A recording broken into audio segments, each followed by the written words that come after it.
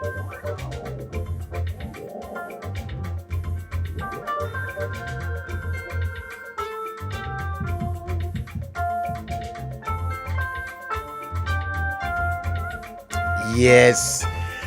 good evening, ladies and gentlemen.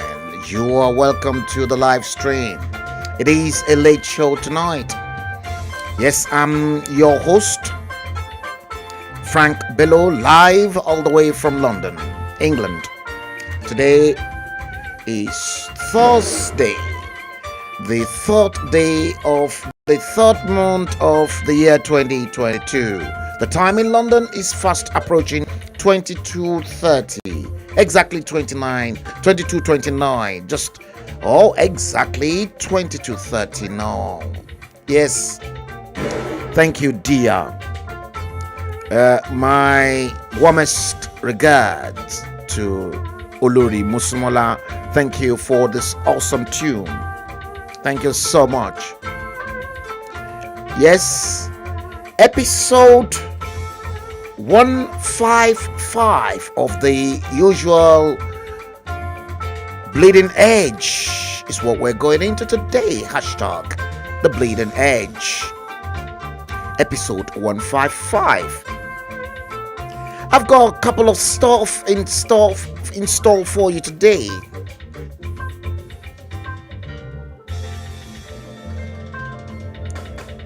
Yes, share it, share the stream now, share it now, and let's go straight into Yoruba Nation National Anthem.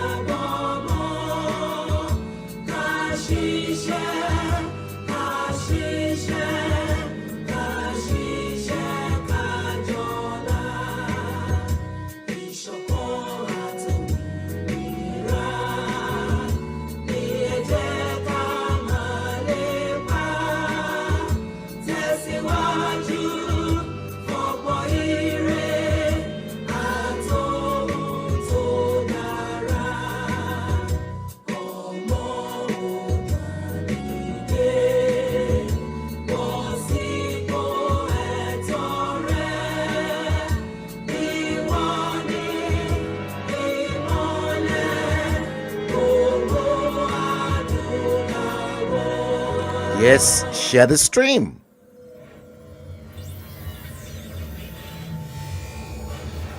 Share it now.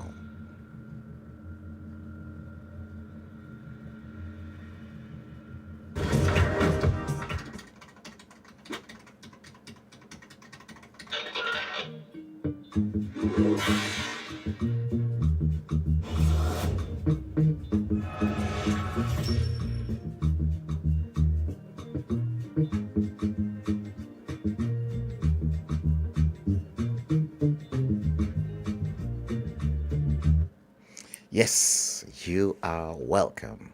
Good evening to each and every one of you, live all the way from London. I'm yours and truly, Frank Bello. You're welcome to another great show, great stream.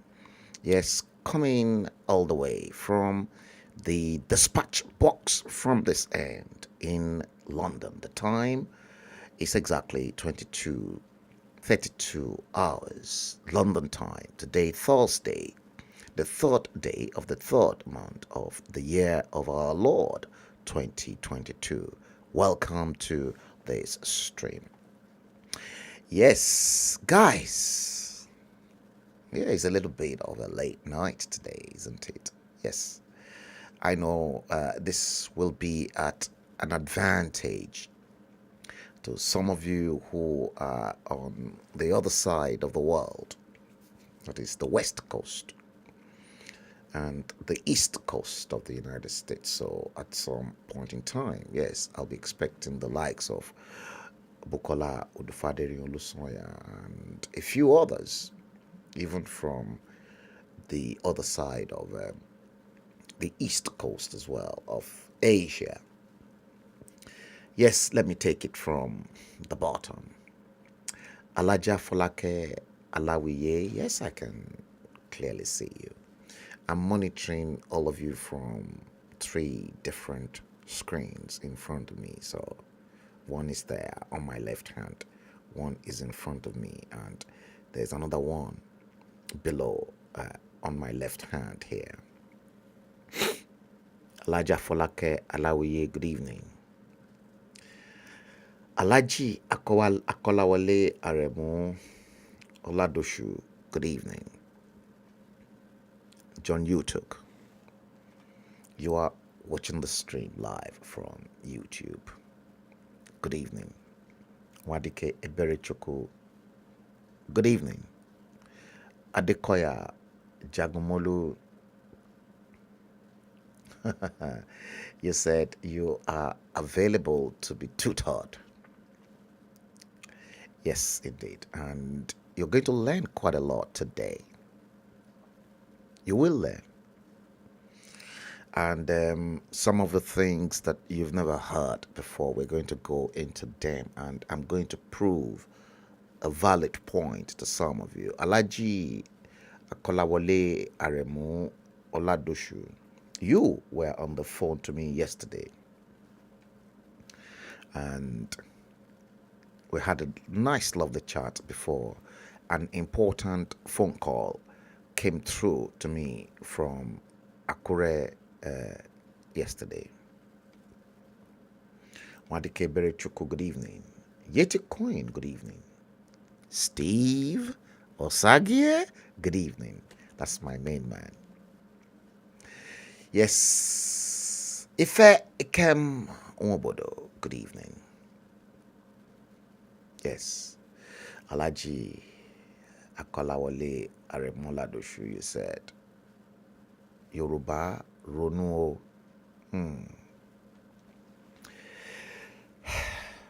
Okay. Guys,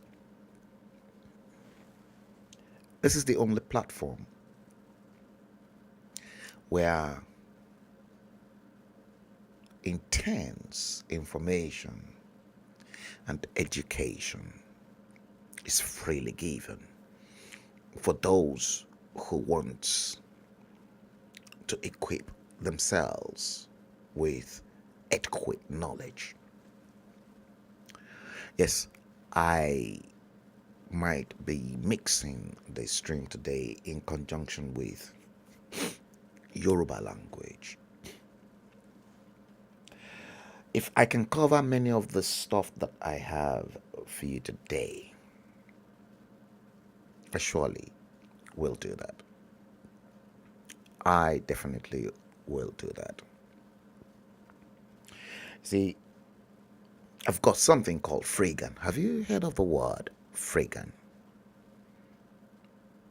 I came across that word freegan today. Freegan. I came across that word today, freegan. I've never heard of it, but I came across it today. And I'll tell you exactly, very briefly, what freegan is all about and how freegan came into my possession. We're going to deal with a lot of issues relating to the 2023. You remember?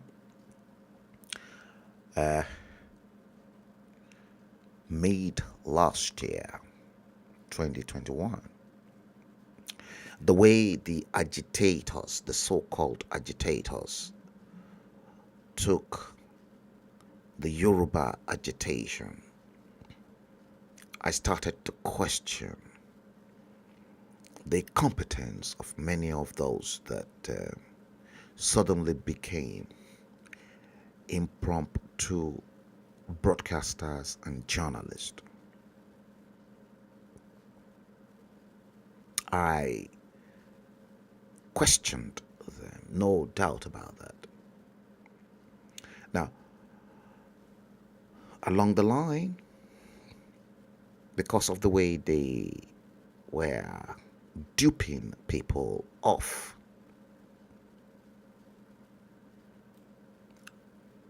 I took a back step, because freedom is not all about everybody forming their own platform, then demanding money from already demented people who are not educated and learned enough to be able to see what's on their left hand as opposed to what is on their right hand. People that refused to visit history, to know exactly what happened to them and their generations centuries ago, yesteryears. What were the problems that came in that period? How were those people able to solve those problems? Because don't let us kid ourselves. This world is all about problem solving. If you attain the position of responsibility, you are not there to just sit there like your fake, dodgy latex Muhammadu Buhari that you hope is on the throne, now giving you all sorts of bullshit. No. If you are appointed as the managing director or the CEO of a big corporation, company, you are there to solve problems. If you are elected as an MP or as a senator or in whatever form you want to look at it, local government chairman, you're not just elected to go and steal. You're there to solve the immediate problems of your ward and your local area. We're going to go into 2023, and when we go into 2023, if we can take on many of those hopeless tots, those morons at the corridors of power, we'll look at Bola Tinubu's health issues. We're looking at two areas. Guys, please share the stream.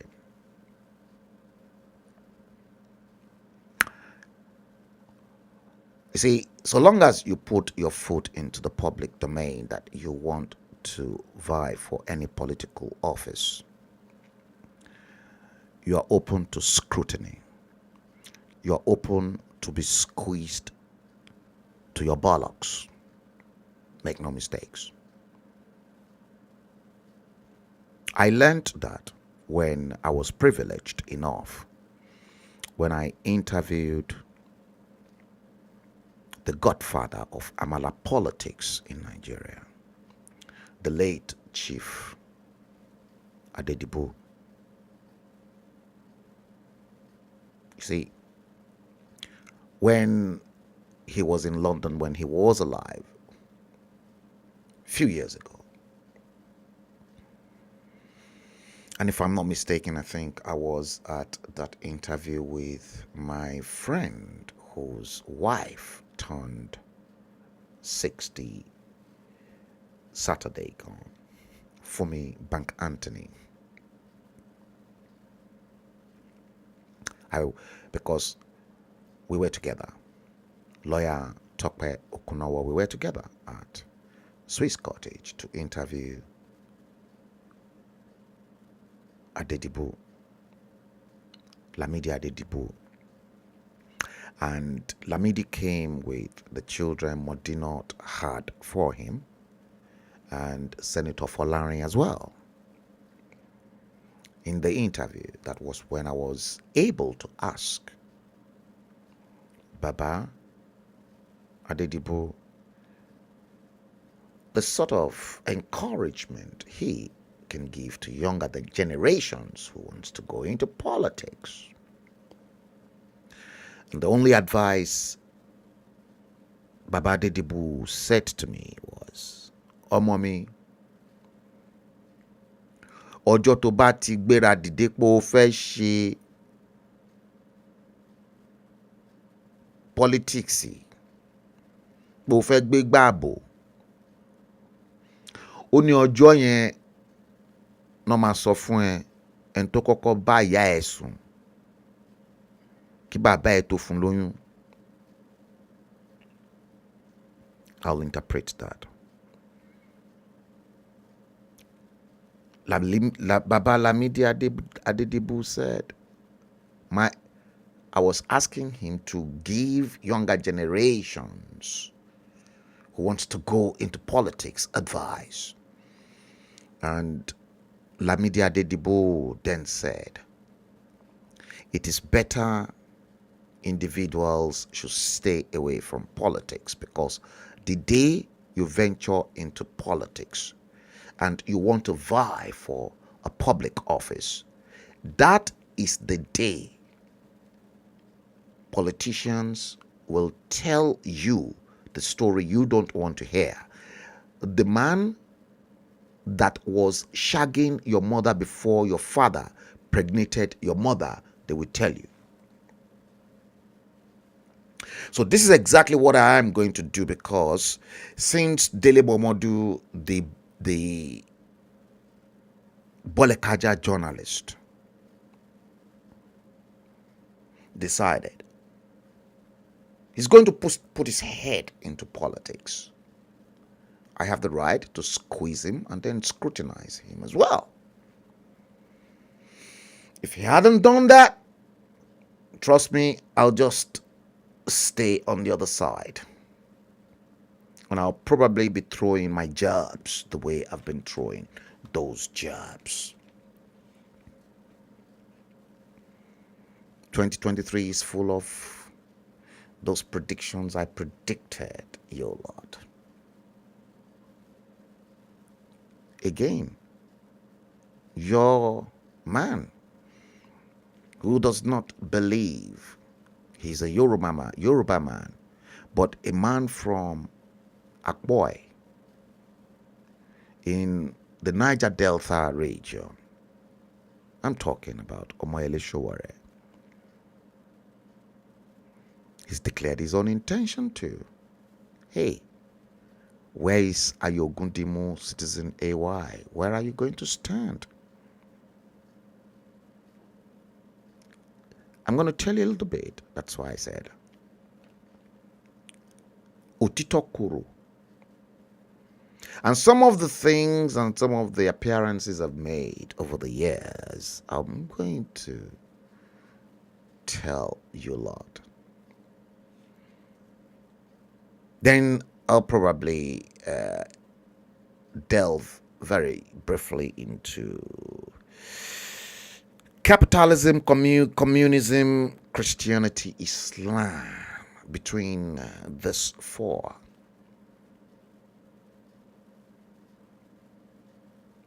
Referring to Russian-Ukraine crisis. We're going to go there too.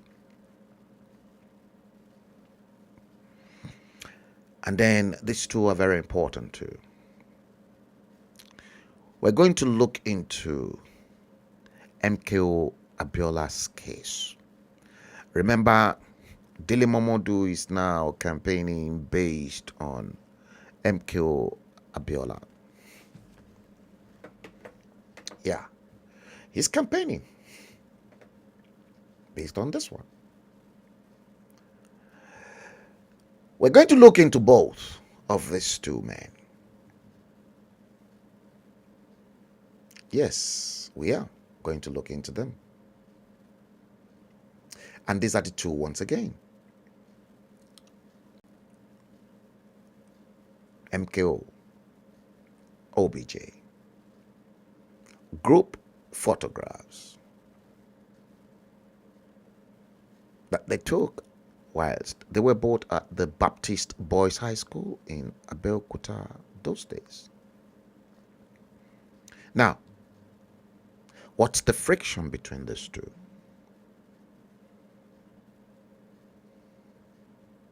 Here, Obasanjo said, ẹ̀ta inú ni kò jẹ́ kí wọ́n gbé ipò ààrẹ fún MKO Abiola.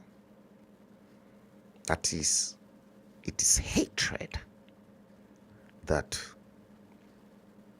made the political class not to give the presidency to MKO Abiola. We're going to go there. Yes, we are going to go there too.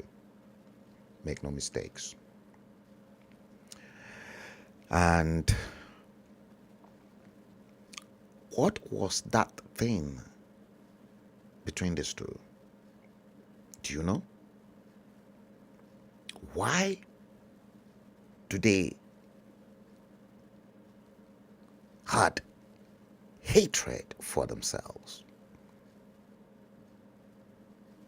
I'll reveal many of the secrets to you. And then you'll be able to see where things are going wrong. And many of the youths of today, rather than begin to curse and to take their own destiny into their own hands, they're not doing that.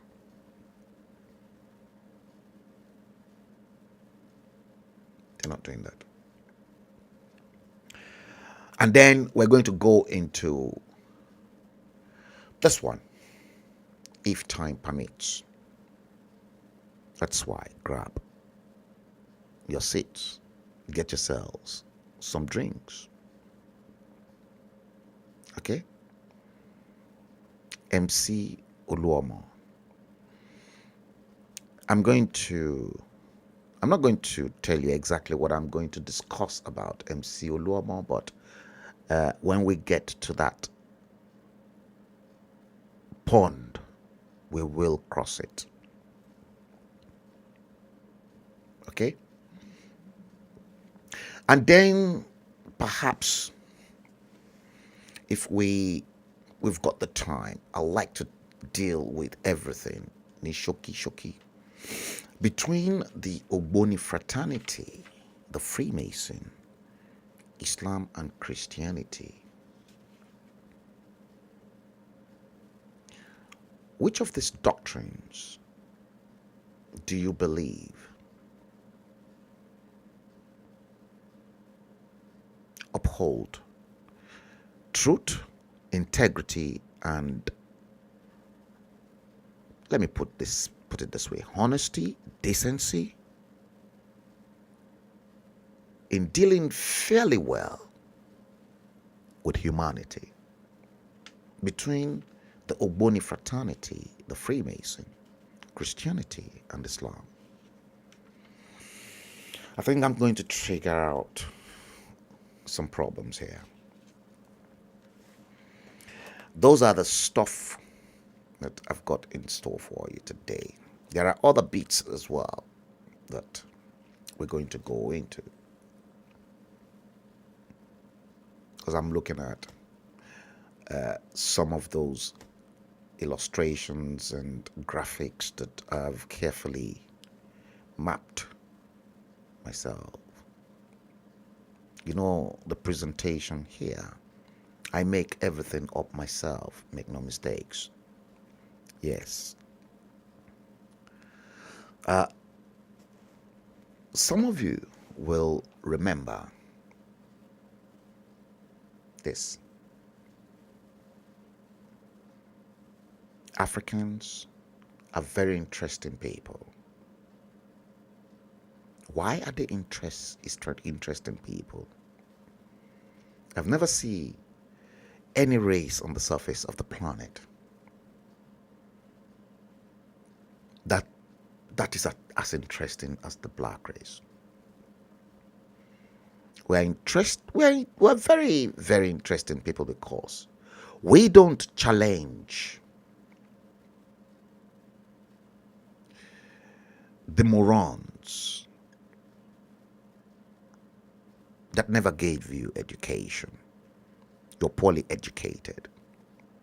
You're interesting because you close factories rather than build capacity. And those factories that are shut down for manufacturing are then turned into church. And then you then go to church to pray to God to not provide you jobs.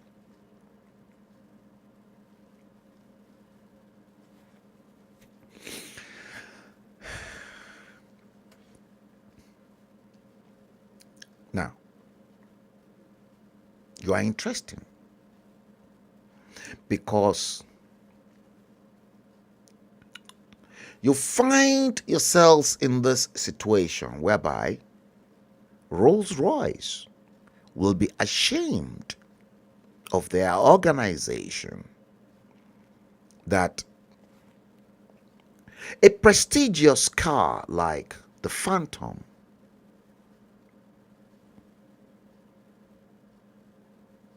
is sold to Nigeria, and the Rolls-Royce ended up in the slum of a decapitated nation, a nation that does not respect human dignity. Rolls-Royce will be ashamed that their prestige car, after it's left their factories, is driven in this kind of roads. Rolls-Royce should be ashamed that Nigeria is carefully destroying the brand that is so prestigious to them.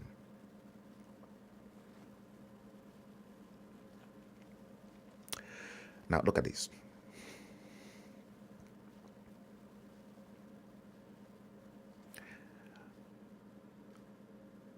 That is Lagos. Perhaps Banana Island. But that white Rolls-Royce Phantom you are looking at is Seyi Tinubu's new Rolls-Royce.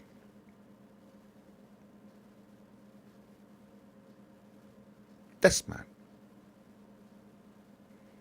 who's shitting in his pants, weighing on his agbada,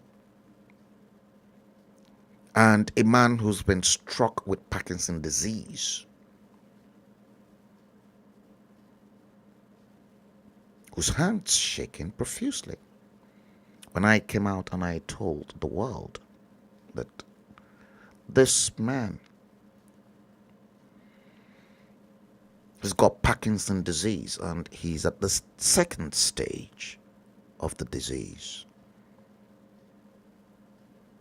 Many thought I was joking. Now, I told you guys last year.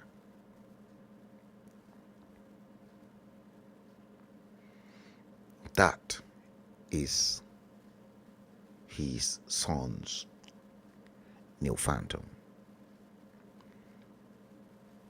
What work other than the fact that Tinubu had already hijacked the entire Lagos, and what he's done practically in Lagos is exactly what he wants to replicate at the federal level. Already Lagos is his own. He believes Lagos is his because anytime, according to what I gathered, anytime he wants to go to bed, he'll say to people, Eko Felosun, that is Lagos, wants to go to bed.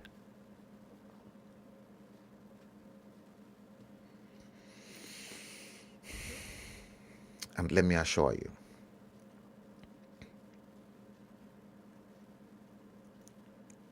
that man, Bola Ahmed Tinubu,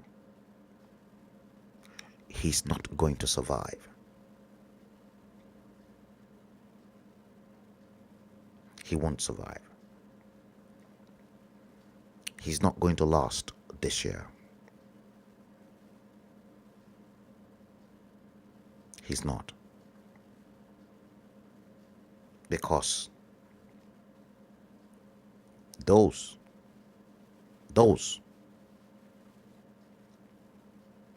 he killed prematurely.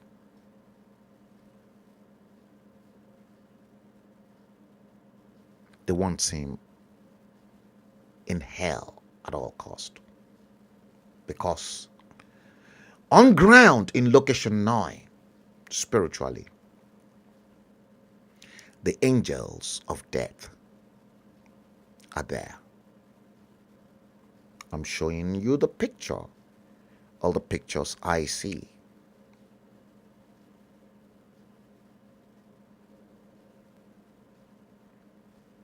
They are there.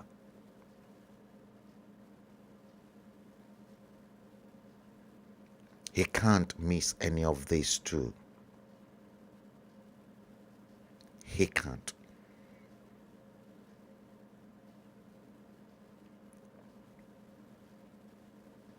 A lot of those that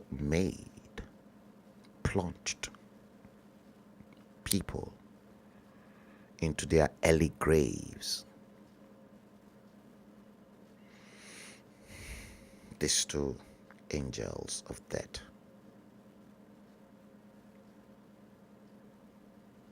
are ready to get them. You'll be amazed at many of the politicians that will die.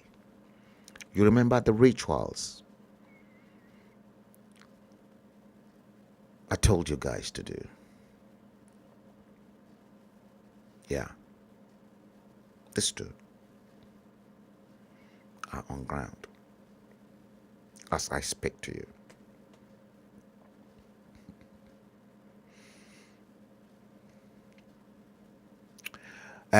Before I do anything, let me make it known. We're going to treat everything.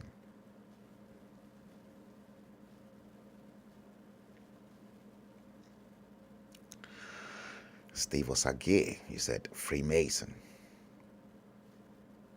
Okay.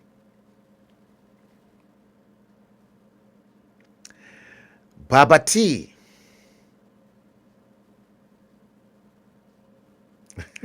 Baba T, you this guy, you're funny. Baba T, you said, Ogabelo, my Oguamudo is working very well.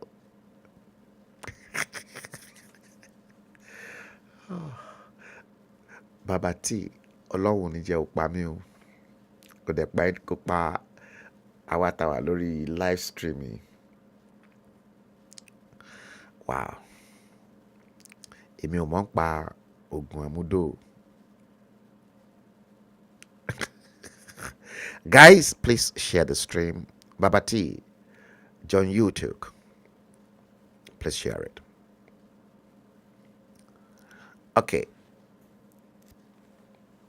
subscribe as well. Click the like button.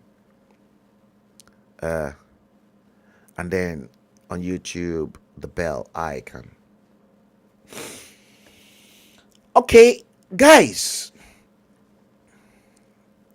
I came up with this and I did a stream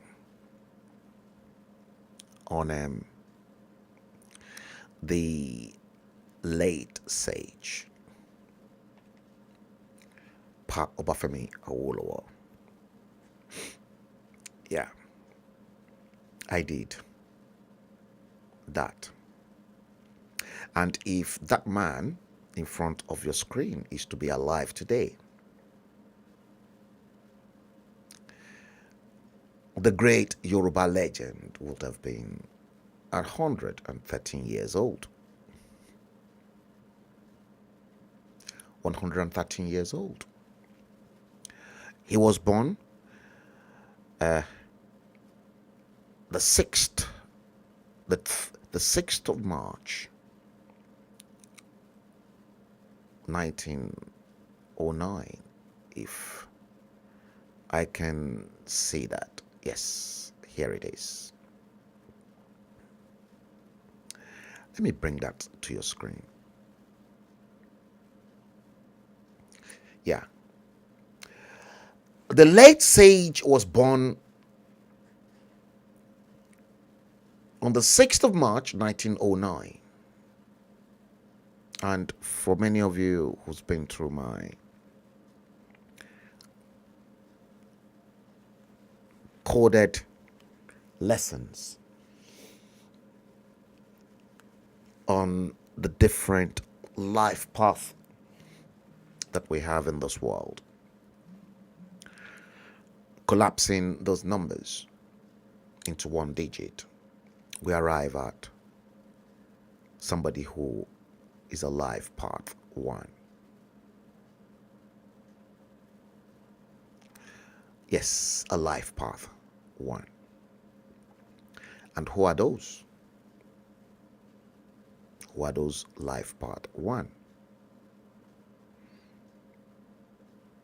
Life path 1.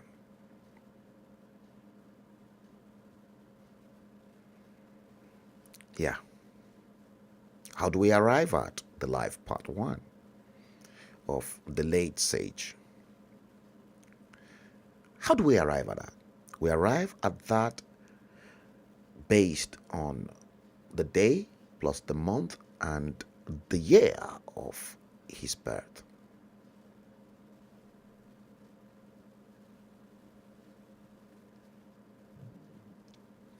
Which is this one that I'm going to bring into you. 6 plus 3 plus 1909, 1918. 1 plus 9 plus 1 plus 8, 19. 1 plus 9, 10. 1 plus 0, 1. That was how we arrived at that unique life part, the originators.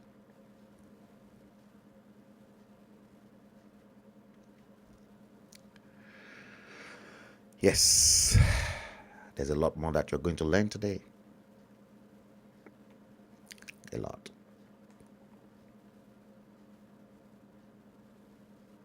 Now,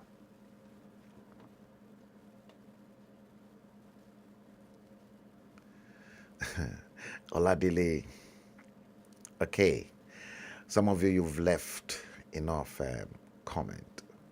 Steve Osage, you said Freemason is better. That's what we were trying to say. Okay, we will get there. Oladile Akinyemi, yes, you're referring to Baba T, our man and sex.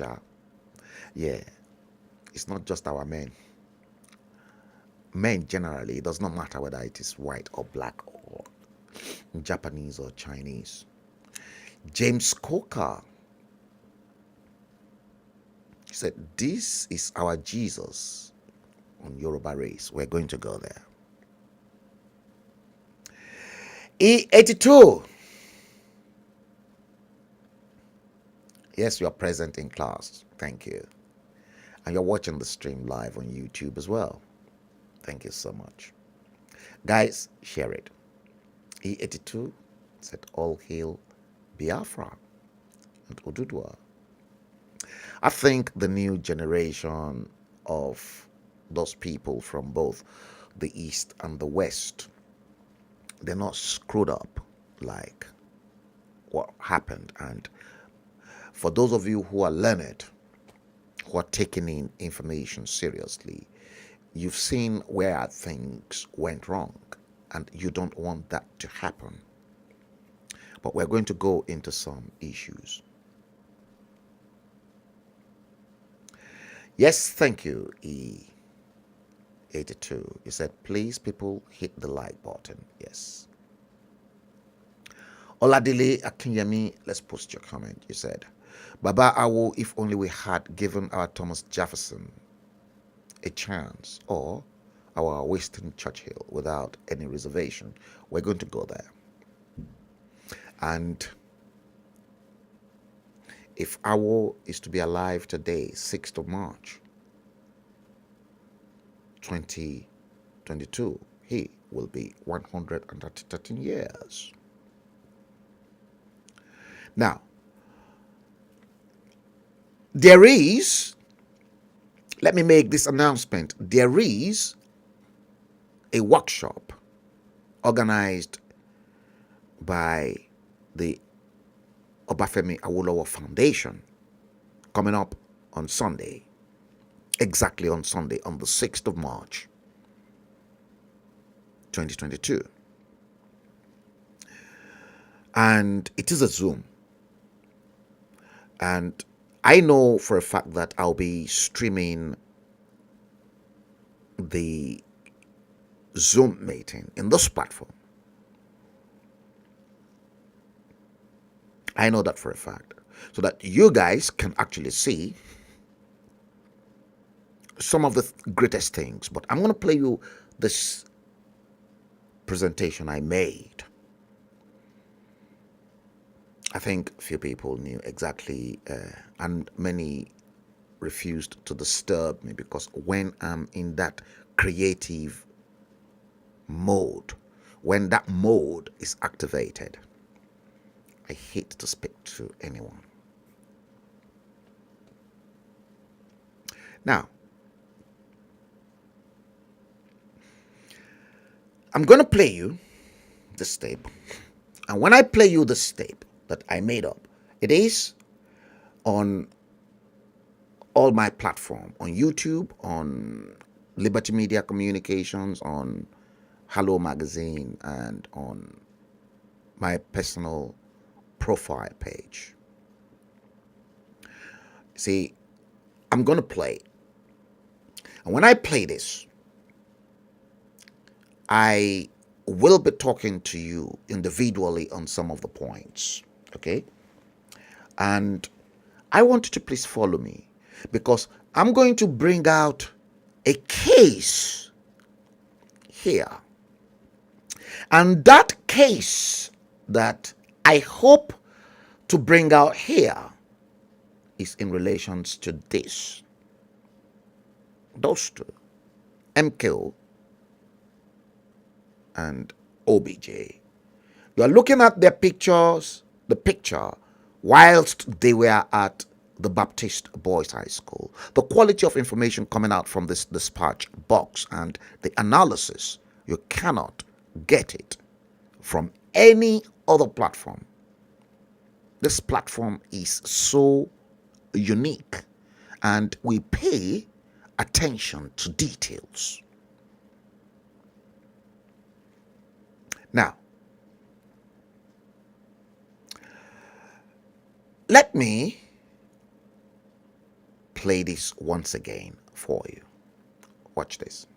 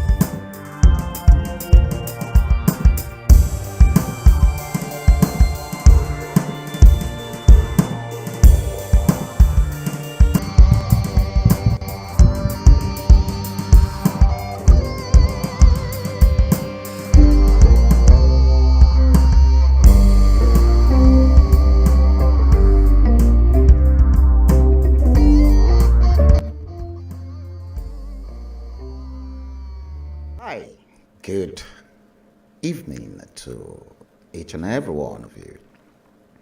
Yes, today's date is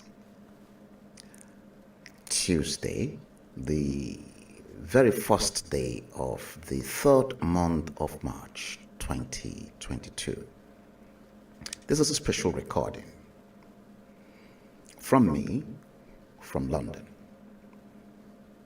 My name is Frank Bello and I am your host that will be making this recording on the special legacy of one of the greatest legend that ever walked the surface of this planet, and especially in Odua land and Nigeria as a whole. You're welcome. Today is all about a special discussion on the late sage, the late Chief Obafemi Awolowo. And from this platform, we want to pay a special tribute to him, his legacies, and his army of disciples that are scattered across the whole world. Now, as Yorubas, those who are direct descendants of Oduduwa and those of us in my generation, and perhaps 2 or 3 generations below me, who lived in that era and are still alive today. Our parents' relationship with Baba Awolowo was a romantic experience, never to be forgotten as history in Yoruba land dictates. Apart from the free education at the time, to which many of my generation and those a little bit above myself were all beneficiaries, there was the emergence of cooperative societies and farm settlements. Make no mistakes. Students at the time in history preferred the scholarship of Western Nigeria to that of the federal government. It is a fact. Chief Obafemi Jeremiah Oyeniyi Awolowo, GCFR, died 35 years ago, 6th of May, 2022, today, but his legacy still lives on. 35 years as we celebrate his legacy. Great writers and scholars in Nigeria have written so much about Chief Obafemi Awolowo after his demise, before and after. And I can recollect and I can name some of those few that I know. Chief Tola Adeniyi, one of them. Odia Ofeumon, our famous and respected Dr. Ruben Abati. Ayo Okpadokun, Dare Babarisa, famous from Tel. Chief Ayo Ojeunmi, Lade Bonuola, Shola Odunfa, Bolabo Ogunsanwo, Femi Ogunsanwo as well, Banji Ogundele, Bayo Oshiyemi, Peter Ajayi, Dayo Shobawale. These are notable names. Others that I can still recollect include Felix Adedakbo Adenaike, Martins Oloja, Adegbamigbe Akinlaya, Wumi Adegbomire alias Omoekun, Agbola Sonny Nduka Onom, Peter Akpesin, Fola Oredoyin, the late Alhaji Lateef Kayode Jakande, Alfred Ilenre Toye Akionde, Muyiwa Adetiba, Rotimi Abe, Dr. Wumi Akintide, Labanji Bolaji, Chief Segun Oshoba is also one of those. Lawrence Mofoluwashun Olamiti, Areoye Oyebola, the late former governor of Oyo State, Lam Adesina, Biodun Oduwole, Banji Koroloja, Ebenezer Babatokpe, and lots more. If Awo is alive today, the greatest legend, Obafemi Oyeniyi Awolowo, will be celebrating his 113th birthday on earth. No question. Awo was a Nigerian nationalist and a statesman who played a key role in 1. Nigeria's independence and its movement. 2. The First and the Second Republic. And 3. The most notorious Nigerian Civil War. The son of a Yoruba farmer, Awo was one of the truly self-made men of repute among his contemporaries in Nigeria. And I'll prove that to you. As a young lad, he was an active journalist, editing publications such as the Nigerian Worker, on top of many other publications. After receiving an honors degree in BCom, Bachelor of Commerce in Nigeria, Awo proceeded straight to England to pursue a degree in law. Born Saturday, 6th March 1909 in Remo district of Ikenne, Southern Nigeria Protectorate, in what is present-day Ogun State, Chief Obafemi Awolowo was the only son of David Shokbolu Awolowo, a farmer and a sawyer, and Mary Efunyela Awolowo of blessed memory. Sunday, 6th March 2022. It is a great fun fún gbogbo ọmọ káàárọ̀ oòjíire àgbáyé to celebrate a posthumous 113th birthday to this great legend and Moses of our time in Yoruba land. The Nigerian Tribune, founded over 70 years ago by the late sage as part of the Odua group of investment companies, published 9th May 2018, made it public. Chief Awolowo served, to which you and I know, as the premier of the Western region from 1952 to 1959. We're getting there. 52 to 59. We're getting there. 7 Underscore years the dates. in total. 7 years he built. Underscore. 7 years. It took Awolowo 7 years. Always the first. in Always everything. the first, yes. I repeat, underscore. Awo is always the first in everything.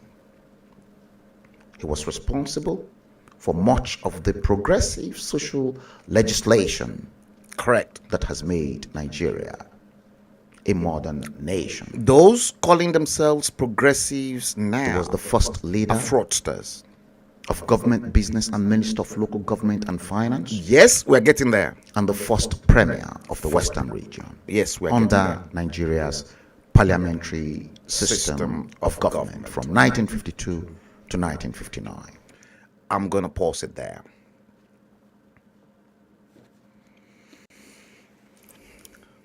(1952 to 1959). In fact, let's carry on because I want to establish one fact in there. So let's carry on. As premier, Yeah. Awol had remarkable success during his tenure.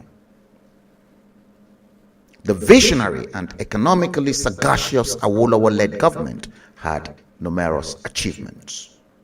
Yes. No question about What it. are those achievements? They include the implementation of one, Yep. first, free and compulsory primary education. Education. Two, the establishment of Africa's first TV station in Ibadan.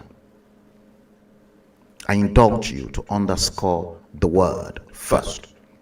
Three, the construction of West Africa's first skyscraper, the Cocoa House in Ibadan. And four, the first international stadium, the Liberty Stadium, also built in Ibadan. His other achievements, that is, the achievements apart from those that were outlined by this great legend in 7 years whilst in office as premier, include: 5. The establishment of a first-class civil service, perhaps the second best according to my investigation in the Commonwealth realms. Correct. That is the 56th Commonwealth nation. And 6, the construction of Nigeria's first housing and industrial estates in Bodija And in Ikeja. Ibadan and Ikeja in Lagos. 7 The years. most significant of Awolowo's achievements, Yes. Education. was free universal primary education across the nooks and crannies Of the Western region. of the Yoruba land. It is on record. Listen to this. It is on record. We're getting I repeat, that in 1952, when the scheme was proposed by his administration, 381,000 children, about 30%, according to statistics, In were 1952. enrolled in school. In 1952. 70 years ago. By 1955, 3 years after the introduction of the scheme,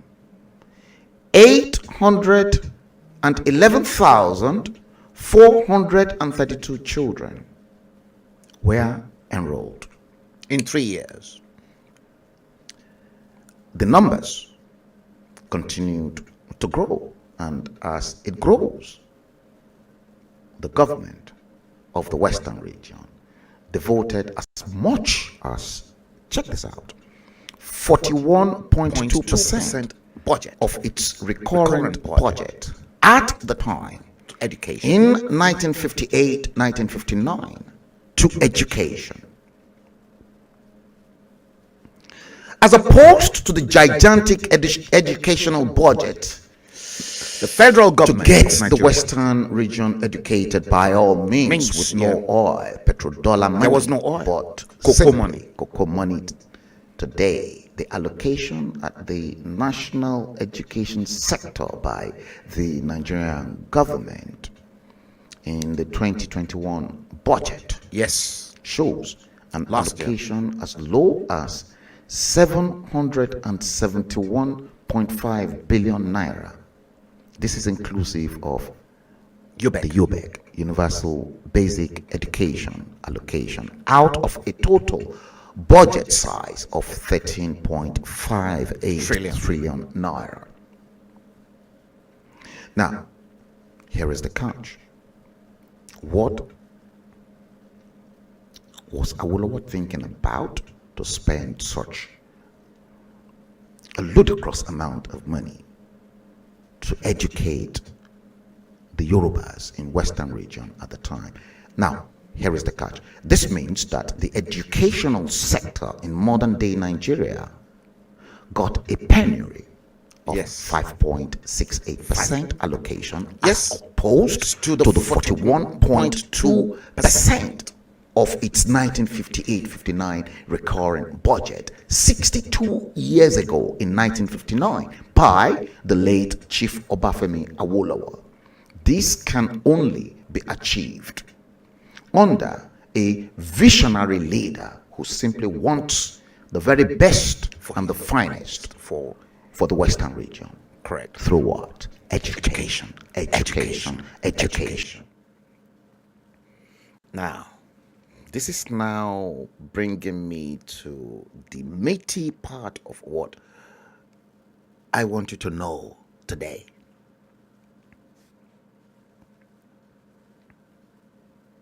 And this is the whole truth. The whole truth and nothing but the truth. Now, look at this tool.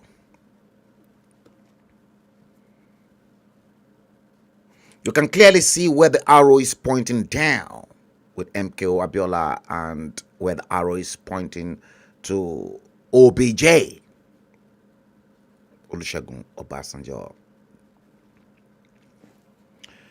Now, what I want to do and how I intend to angle this part of the show is this. You see, the friction between OBJ and MKO was way back during those period when the late sage, that picture disappeared, when the late sage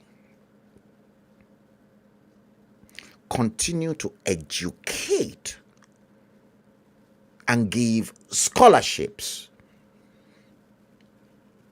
to children in Western region. It is very obvious before you can get scholarship, you have to be bred. Your parents and yourself must be born breed Yoruba. When it comes to scholarship, I don't really know what the policy of the Western region was, but if you are an Igbo person or a Hausa, that scholarship was, I think, exclusive, but it could be uniform, looking straight into how Awolowo was as a universal person, because the signature he was carrying was more of a 369, because in his code I saw 369 equally vibrating as a spiritual energy. I will indulge you to go and watch that full video at your own time. But what I want to point out was the fact that when Awolowo started implementing the free, compulsory, universal, basic education from 1952 in the Western region, underscore, you got your independence in 1960. So that 1952 to 1959, Nigeria was under the British colony. We were being ruled directly from the Westminster because the Queen was the head of state. Now, there's a lot more that is wrapped up inside that presentation. But I'm going to tell you because I want to talk more on education. Because inside the same presentation, because it was a legacy that I've actually carefully mapped up to celebrate this icon and the legend of our time, not only in Yoruba, but across the nooks and crannies of that stupid, nasty piece of a contraption called Nigeria. Now, listen to this. That man, MKO Abiola, make no mistakes, was a direct beneficiary of the late sage. Did you get that? MKO, direct beneficiary of power. Awo. When Baba Awolowo was the minister in charge of local government, because it was Western region basically, and awarding scholarships and everything when he then became premier. He was, make no mistakes, Awolowo was ruthless in making sure that the Yorubas got the best and the finest in education in his premiership. I was a product. Proud product. I was one of the venoms. I repeat, one of the venoms that the late Chief Obafemi Awolowo spilled into the world to become who I am today. And there are many of us with that venom in us. And that was why our parents had a romantic experience with the late sage. During those periods, my mother never wanted to hear of Sadaruna of Sokoto or Nnamdi Azikiwe. All what my mother cared for was Awo, Awo, Awo. So also everyone in the West. My mother does not even want to hear Hausa, because my mother will say, I want my jegoro yen.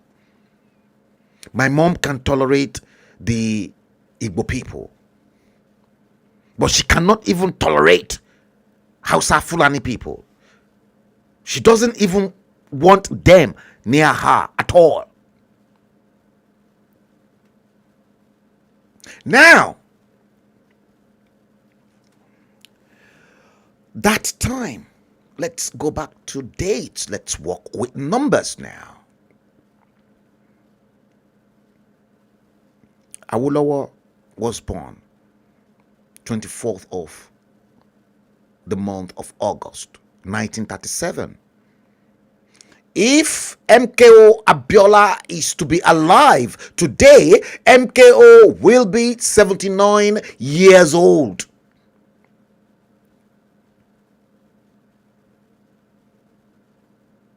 Hello. I said if MKO is alive today, considering the fact that he was born in 1937, he will be 79 years today.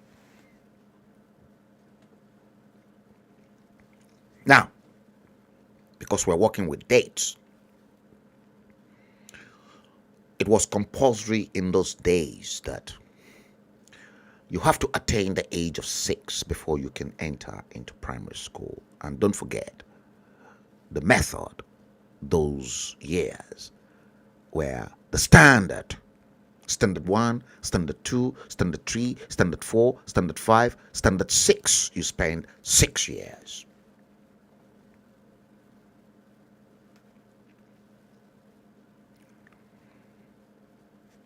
Now, by 1943, Abiola entered the primary school aged 6. You have to be age 6. Or, those days, they used to use our hand over our head like this. And if your hand as a child, if it covers your ears, the other side, yeah, they will put you in. But if it doesn't, you can't.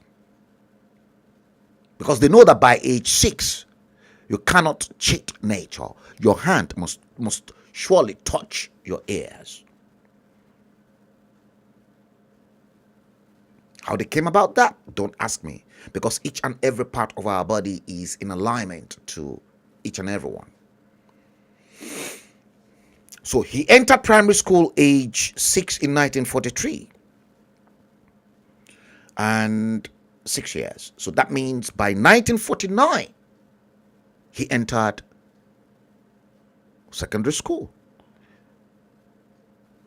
Another 5 years. By 1954, he must have finished his secondary school. And that was right. And by that time, I tell you, by that time, in 1954, when MKO Abiola and Olusegun Obasanjo both finished their secondary school that you are looking at, that picture, right in front of you.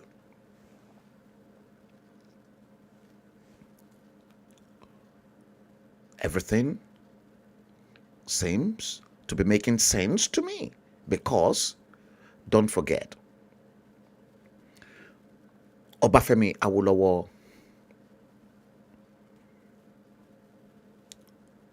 started the free primary education and then giving out scholarships to Yoruba sons and daughters who were academically gifted at the time, and out of the recurrent expenditure of the old Western region, to which he was premier. Later, guess what? Devoted 41.2% of the budget, recurrent budget, cocoa money. That period in question, Western region will take their taxes to the center of government. Northern region will bring their own taxes to the center of government. Eastern region, the same. There was no oil, no petrodollar.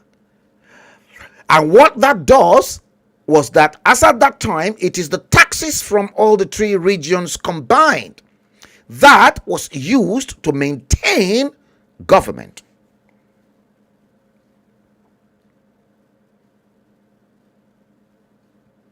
Awolowo was busy with cocoa money and agricultural produce, educating the Western region. And there was audit. Now, it is there I found out when I was investigating this earlier today that in 1960, Moshood Abiola Kashimawo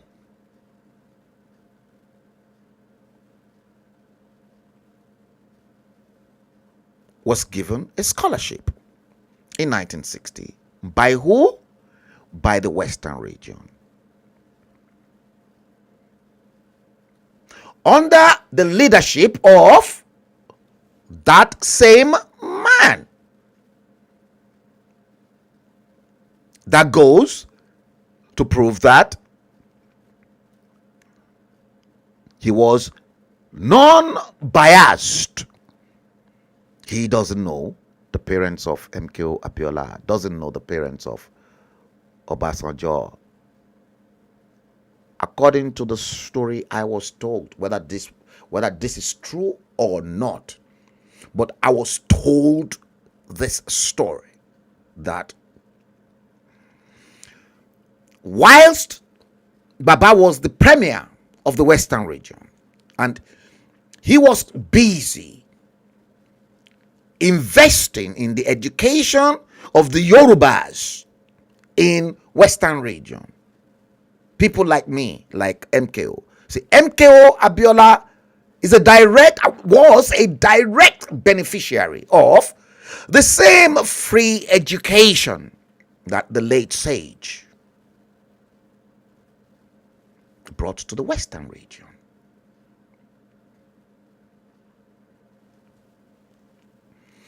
So by 1960, according to that research, Abiola got a scholarship to study accountancy at Glasgow University. And what I was told, maybe this was off record, but this was gist that I was told, that those two, OBJ and MKO, the two results of those two young boys, mind you, MKO was probably between the age of 16 and 17. He got that scholarship aged 17. So the scholarship must have been processed when he was 16. MKO's result and Obasanjo's result was then presented to per hour, because one scholarship, as at that time, according to what I was meant to believe, that scholarship was for Egba indigene. Egba man or Egba child must take that scholarship because it was there for them to be used, because there was budget for it. So Obasanjo and MKO's results were presented to the late sage. People, according to that information that was relayed to me, said a lot of people pressurized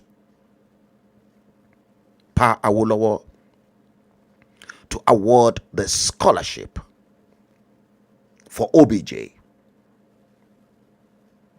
And obviously, as a man of conviction and as a man who knows exactly what he wants for the Western world,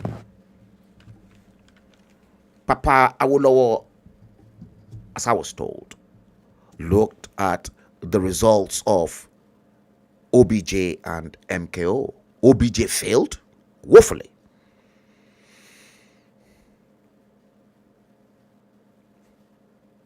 His GC, both from a poor background. OBJ, poor background. MKO, poor background. In fact, I later realized that MKO Abiola's father was a cocoa farmer, and that there was a particular year that his farm produce were destroyed because they did not meet the quality and the standard meant for export. So those cocoa were destroyed. But probably based on those information and the fact that MKO Abiola did exceedingly well in his ordinary level GCA, Awolowo used his own initiatives as a fair individual, fair leader, and then said,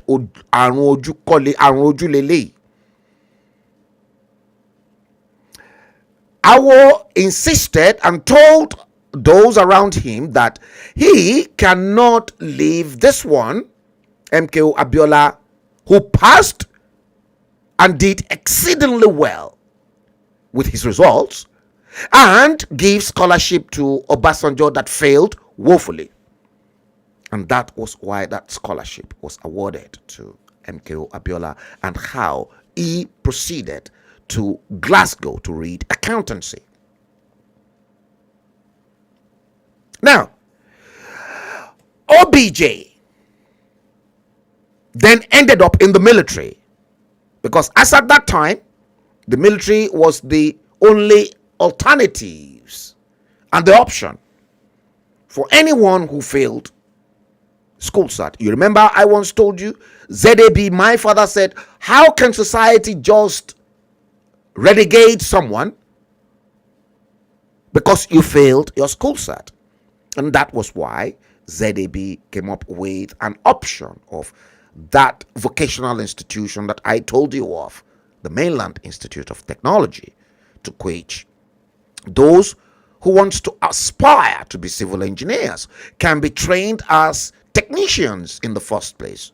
It might probably take them a long way to get to their final destination, but they will still get there. There has to be an alternative that a society must provide. But as at that time, the provision was not there. So Obasanjo had no options but to end up in the military. Now, you are beginning to see the friction between those two. That was the beginning of the friction. But now, when you see, where I begin to have problems is this. MKO Abiola, a direct beneficiary of the scholarship scheme in the old Western region.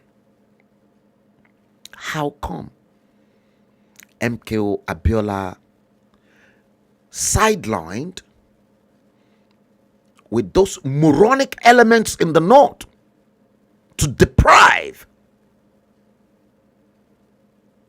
the greatest man that ever walked through the plains of Nigeria, that 1979 access to become president? Why? After you were a beneficiary. That really bugged my mind.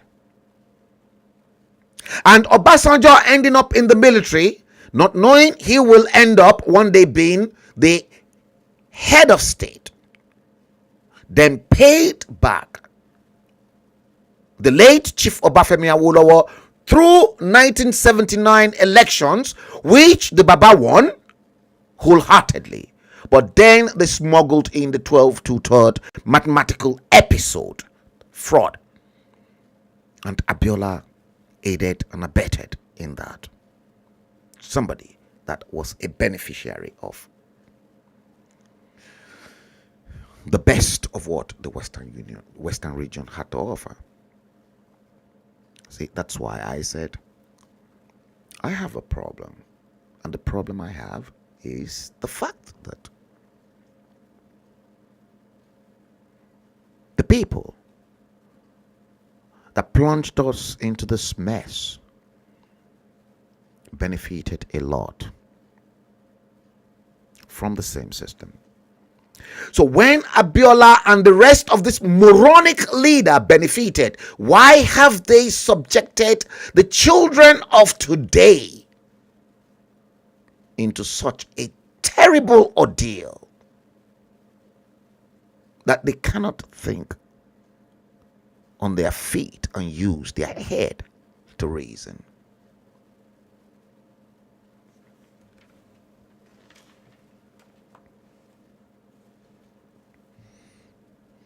Am I making sense?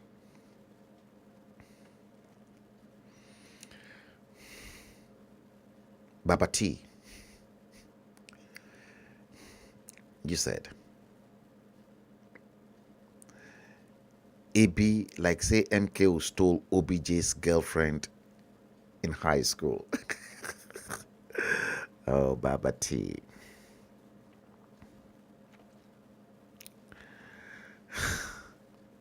James Coker, you said OBJ was mad because of the scholarship against, yeah, Abiola. Yes, 19. No, yeah, yeah. He was mad against Abiola too. Yes, and that was why. That was, you see, 1982. 1982. You see, make no mistakes. Abiola was part and parcel. He's funded too many coups in that nation. Too many coups. The late sage was unable to deal with unclean hands. And Abiola was one of those with blood in his hand. And his hands were not clean because Ajoke Mohammed, Murtala Mohammed's wife, was a very, very close friend, childhood friend to Abiola's wife, Symbiat. And how MKO Abiola rose to stardom was the recommendation Ajoke Mohammed told the husband, Murtala Mohammed, within that space of 6 months that he was head of state, that MKO Abiola then became the accountant at ITT. Listen to this. Àwọn ọ̀rọ̀ àṣírí òun lè fẹ́ gbọ́ lẹ́nu mi ní èní. The secrets of the highest secrets.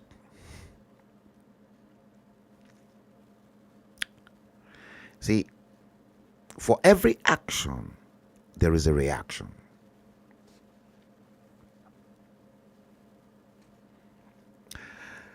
You see, that is why I fear the black race and I fear Yorubas.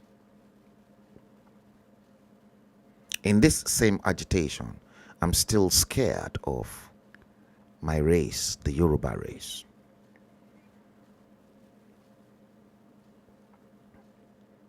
See, I am very fast in making decisions in my own field and I'm comfortable dealing with what I know how to do best. But when it comes to Awujo Egbe, I'm always very careful.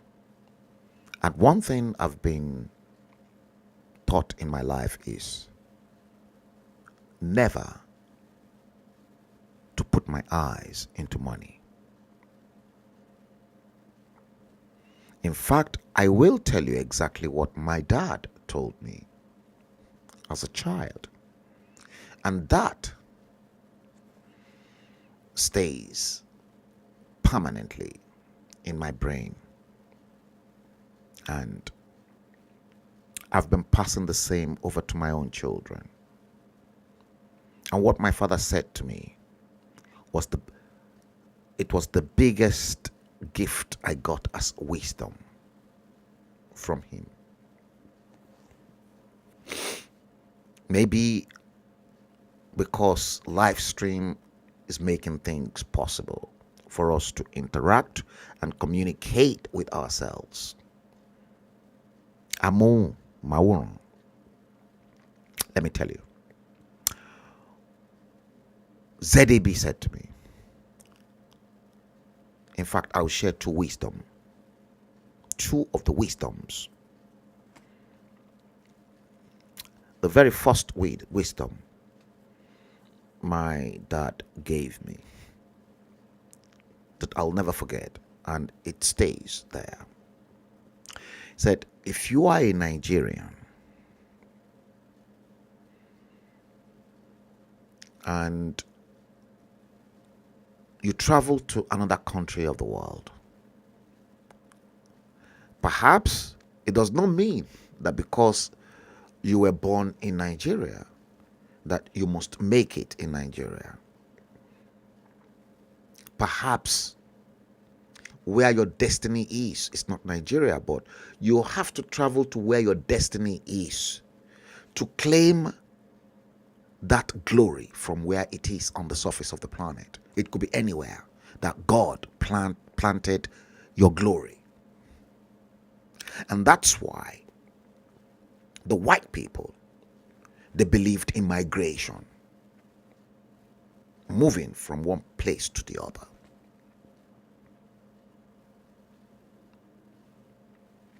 Now, if you are a Nigerian, according to him, and you were born in Nigeria, but you travel to another country and you make it in that country, ZAB said to me, that country that you have made it is your country. Where you come from is not your country. And as such, your allegiance is to that country that you've made it.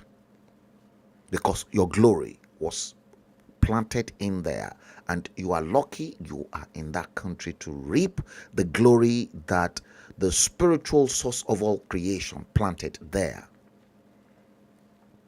There are some people, some white people, born, bred in America, in the UK.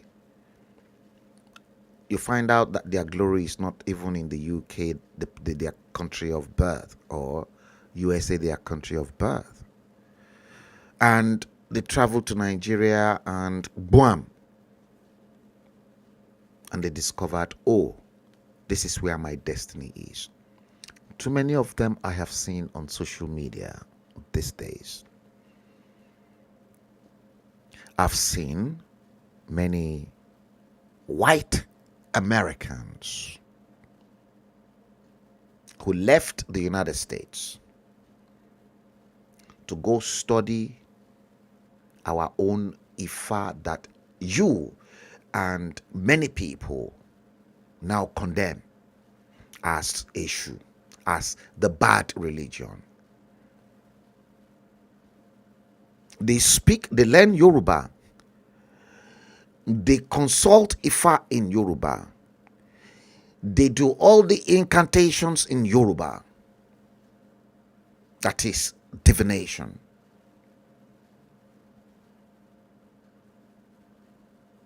They've got Yoruba names, they've got Yoruba Uriki as well.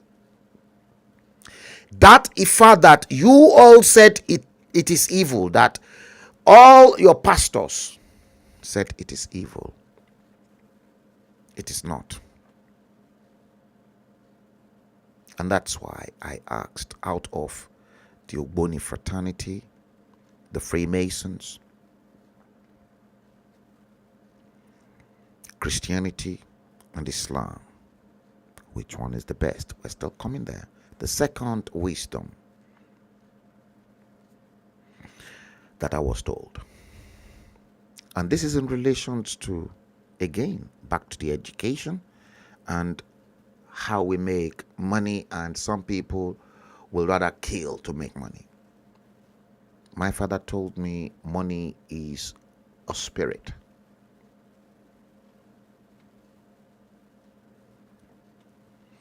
James Coker, I'm coming there.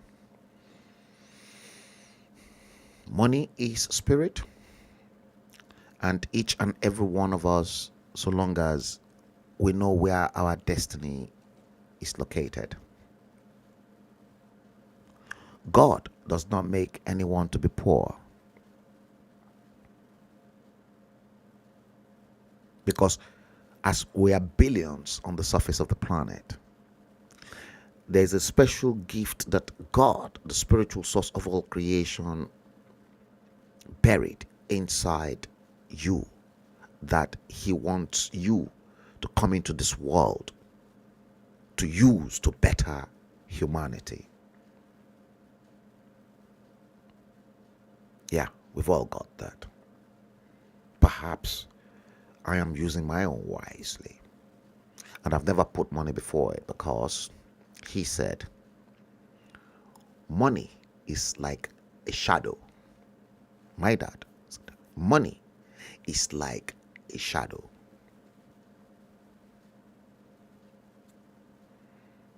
And he said, can you catch your own shadow? Please answer me. Guys, let's interact with ourselves. My father asked me, can you catch your own shadow? If anyone can catch their own shadow, please tell me. And I said, no, I cannot catch my own shadow. And he said, it is the same thing. You cannot catch your own shadow. He said, what you want to do in your life when you grow up is you don't want to work for money, but you want money to work for you. Don't work for money, but let money work for you. How do you allow money to work for you? He said, when you grow up, treat money as your shadow because you cannot catch it. There is one thing you can catch in this life. It might take you years. Go after that thing. And that thing that you can see physically is success. Aim in your life in whatever you want to do to be successful. Forget about money. Don't even look at the face of money or the value of money. My father said, don't look at money. Ignore money. Don't look at money, because treat money as your shadow and you can't catch it. Because that money is spirit. And money visits anybody he wants. He said, run after your success. If it's going to take you 50 years or a little bit more, don't stop. If the world continue to disturb you, like we've got wicked souls in the black man's country that will turn some people's destiny. The Yorubas will say, Asiki. There was this story in the social media of a pepper soup woman selling catfish. But inside the catfish, Uti Singberesi done voodoo to all the catfish. Do you know how many destiny and people they've killed?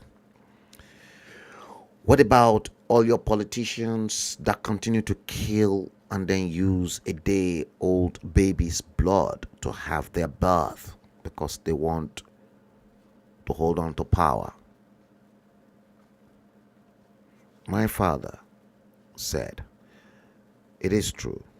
Wicked, where you see good, you see bad. Good and evil walk side by side.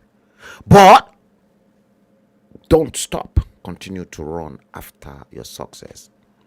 And then he said, you know what's going to happen? Because you have forgotten all about money and you never pay any attention to money, money will get jealous after many, many years that this idiot is not even looking at me. He's damn too focused on his success. My dad then said, money will get jealous and then overtake you in the front because you have paid no attention to money.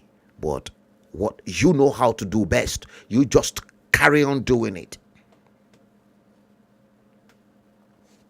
James Coker.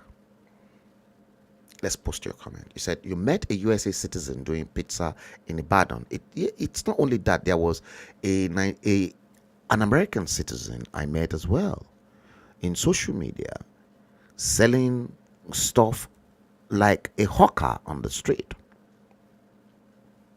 Yeah. not she doesn't have a Nigerian parents. She went to Nigeria and settled, and then living in a face me I face you too. But she said she's comfortable than living in the States because she never faced any racism.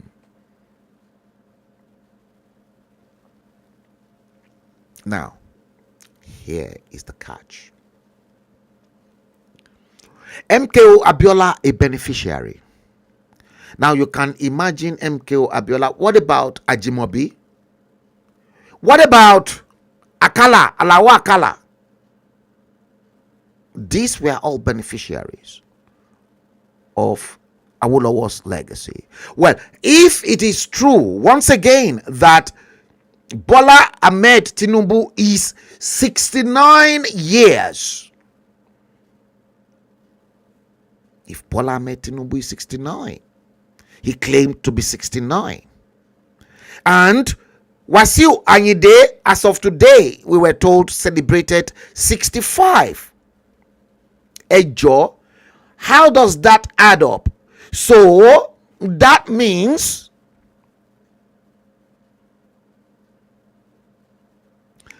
Wasiu is only 4-year-old younger than Bola Tinubu.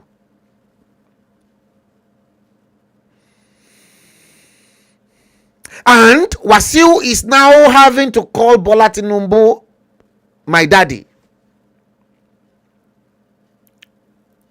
Please. Once again, look at this picture. Who is older than themselves here? Look at a 69-year-old man.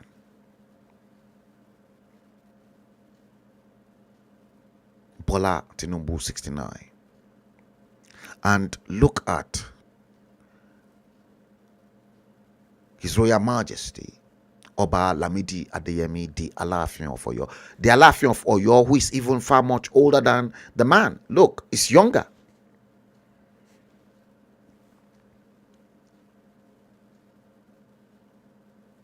Guys.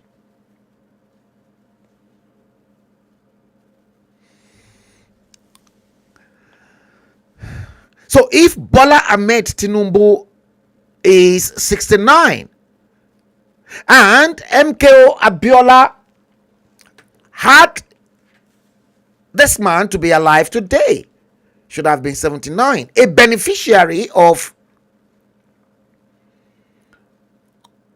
the free education and scholarship in the old Western region. I beg, how come Bola Tinubu ruled Lagos for 2 terms of 8 years? Raji Fashola, 2 terms of 8 years, 16. Ambode, 1 term of 4 years.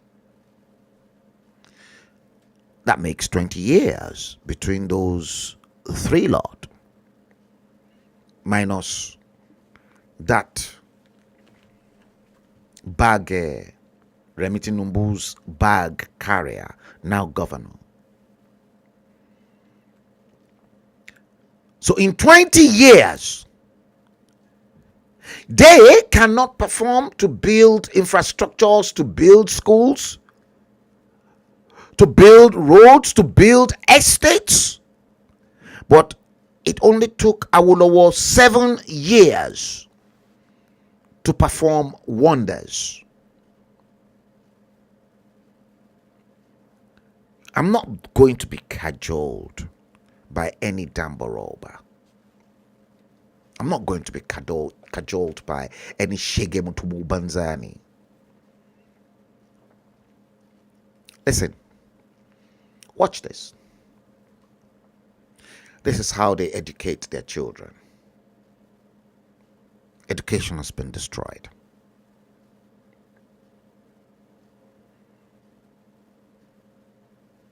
That's how they educate their children.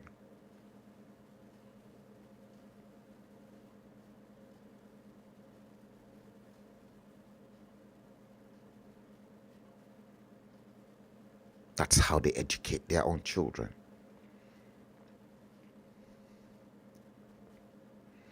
They destroyed education. They destroyed education. And this one, Adamu is reigning. The chairman of the University Commission in Nigeria. He never educated his own child in Nigeria. Look at, you can clearly see the degree from University of Aberdeen. And then this same moron, this same vagabond had the audacity to walk out on those university teaching staff that went to him to listen to them. That's why all these moronic people, they subjected you and your children to this. To this. To this. To this. To this.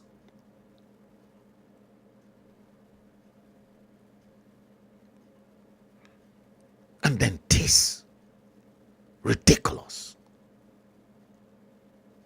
Ridiculous.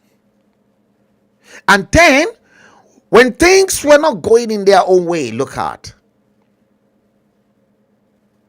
Muhammadu Buhari and Shehu Shagari those days said, breakup imminent. Northern leaders threaten Nigeria. That was the era Obasanjo was president. Published in the Tell magazine, you see the date? Monday, 20 March 2000, in the new millennium. Obasanjo came to the throne in 1999. The following year, look at, you're saying Muhammadu Buhari, who said Nigeria is non-negotiable. The fake dodgy latex Muhammadu Buhari and Shehu Shagari in 2000 said breakup imminent. That means they will break. They are ready to go their own separate ways. And then CC Ono then said, let's part in peace.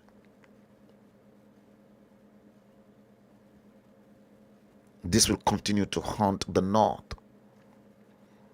And these were the arguments I was prepared to lay down intellectually. But some of you, in the likes of Bola Tinubu and many of those moronic elements, because if Bola Tinubu is 69, according to him now, perhaps now this year is going to be 70, then he must have been a beneficiary of the late sage. Now, will the late sage be happy with Bola Tinubu high in heaven, knowing fully well that Bola Tinubu destroyed every legacies left behind by him?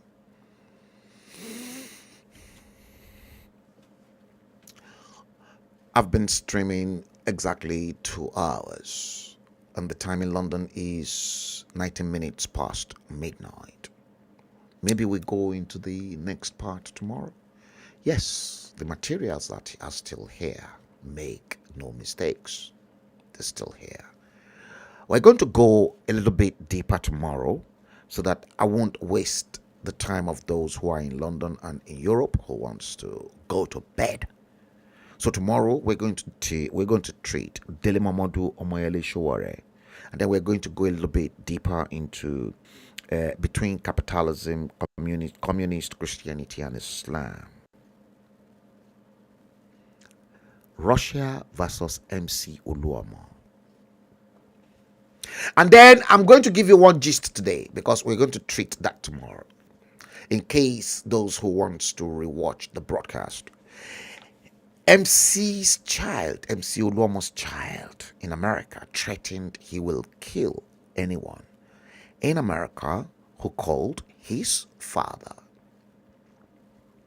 an illiterate and Mutopak tout.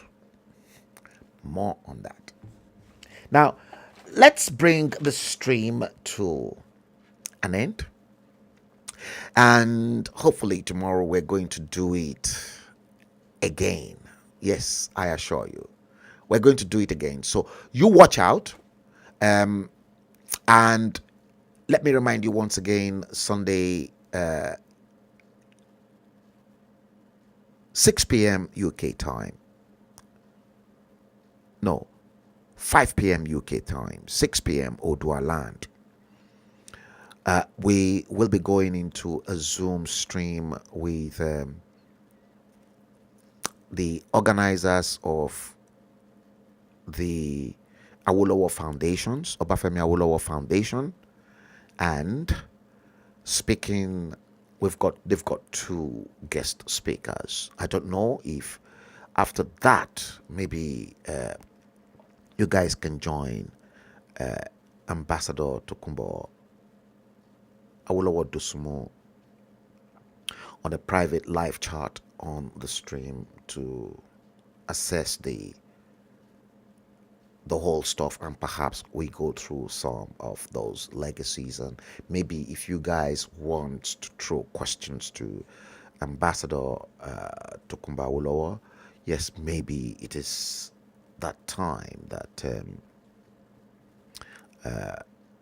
we can treat that, and maybe that will give you guys an insight into knowing what the late sage was really thinking about based on exactly what you guys you've seen. I'll try to see if I can work out something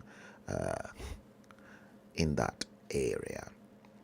Now guys, let's bring the stream to an end. Yes, we've gone straight into the fourth day, that is Friday. Yes, we've gone straight into Friday. The fourth day of the third month. The fourth day of the third month, March 2022, Friday. Now, it is coming up fast. Saturday, Sunday, 6th. We've got only 2 days. UK time, 5 p.m., 6 p.m., Odua land. Ghanaian President John Mahama is speaking. And then General Yakubu Gowon will give a keynote address. And definitely, I want to hear from Gowon exactly what he has got to say about the late sage. In fact, I'm interested in that because of what Gowon had to say and exactly the fact that Awolowo left a good legacy, but this day and age, we're now faced with reckless politicians who laced their individual pockets with resources meant to better the lives of the common people. Guys, thank you so much for coming to watch the stream. Let's bring the stream to an end. Now, if you are watching it from the YouTube feed, please like the page, subscribe, and then click the bell icon so that anytime the stream is live, you can be alerted straight away. And if you prefer to watch it from any of the 3 Facebook feeds, Liberty Media Communications, HALLO Magazine, and my personal page, click like and then following, and you won't have any problems. Until tomorrow, we're going to do it again tomorrow. We might probably have to do it Friday, Saturday, and then we come up straight and then seal everything up on Sunday. Take good care of yourselves. share the stream. Don't forget. And I hope to see you tomorrow. Just watch out. I can come up anytime. And until that time, I wish you all the best. I wish you love. I wish you God's blessings. And above all, do unto others as you wish others to do unto you. Because what goes up must come down. Whatever you throw out into the universe bounces back on you. Until tomorrow, thank you for watching. Stay cool and God bless you. Good night.